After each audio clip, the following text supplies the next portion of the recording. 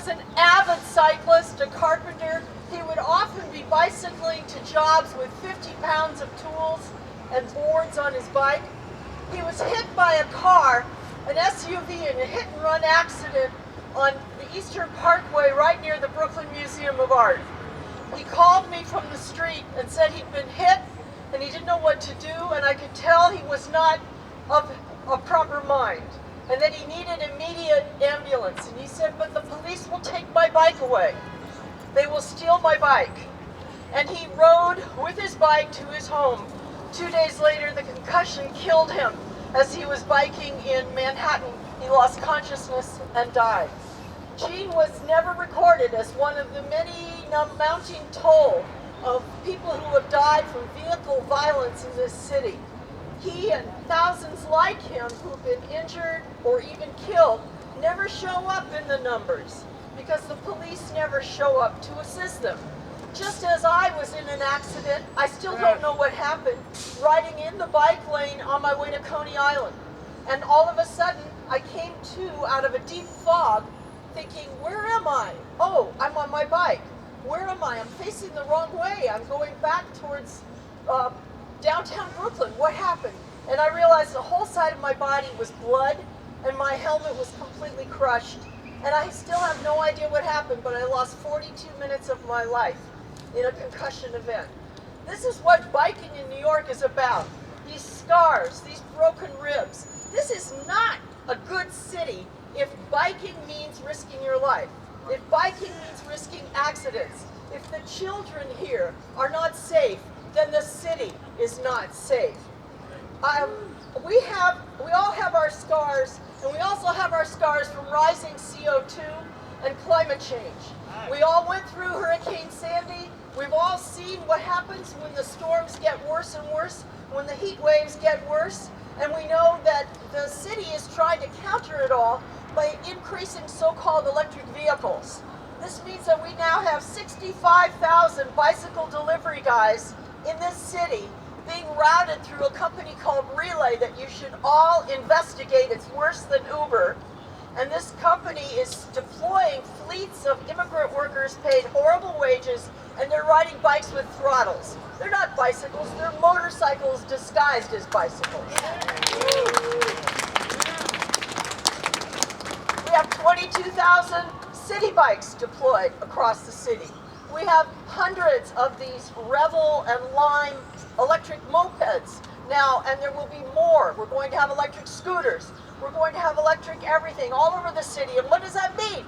It means every alleged safe, painted out lane is a lane of competition. It's competition now between the delivery guy, the legit biker, the person on a scooter, the jogger. We're all trying to compete for a very tiny space while still allowing the vehicles to dominate every single piece of real estate in the city. Right. That's just plain wrong. Wrong. Yeah. Plain wrong. And you know, I could live with that if there was any enforcement. But as we all know, and as Streets Blogs just reported, I urge you to check it out if you didn't see it, 26 million 311 complaints have been filed in the city since 2010 regarding illegal vehicular activity and parking in bike lanes, and none of them have been enforced. The police routinely throw the complaints away. What does this say? It says that we are in a situation where we have to think radically and differently.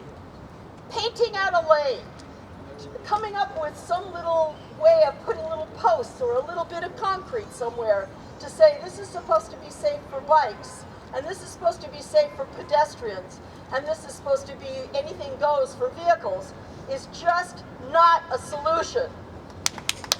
Yeah.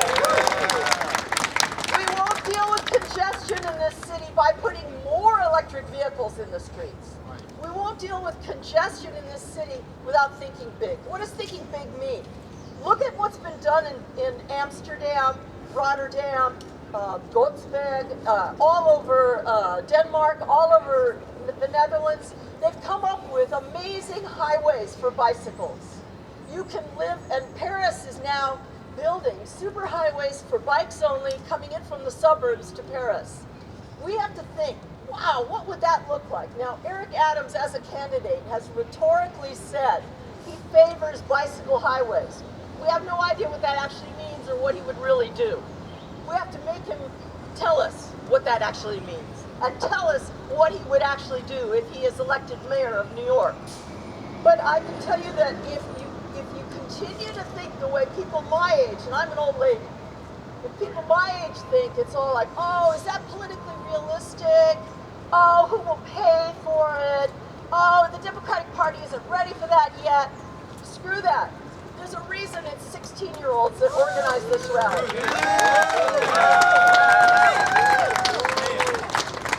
Greta Thunberg's generation doesn't sit around saying, oh, the politicians won't go for it. Oh, it might cost too much. Because they know we're giving them, my generation is leaving them a world that will be a horrible place to live. A world devastated by climate change, a world with rising temperatures, more pandemics, wider wealth gap. We have to fight this with really big dreams. So my dream is simple, and you can see it on my lauriegarret.com website. It is simply this. We have abandoned infrastructure all over the city. Anybody who spends some time on their bike going around the city knows abandoned railways, abandoned tunnels, L structures that are called stumps that have just simply been cut off and left as an L structure like the High Line was, all over the city. We have abandoned roadways that are surrounded now by graffiti and, you know, the detritus of criminal activity. We should seize all these. We should create a vast infrastructure, I call the two, of constructed, safe structures protecting you from the weather and the elements that allow you to bike at regular speeds safely, completely separated from pedestrians and vehicles to multiple destinations all over the city. So that our goal, our dream has to be a city where these children can safely bike and get to school on a bike. Right? Yeah. We're not dreaming about 35-year-old guys being able to bike zigzagging between cars. That's not the goalpost.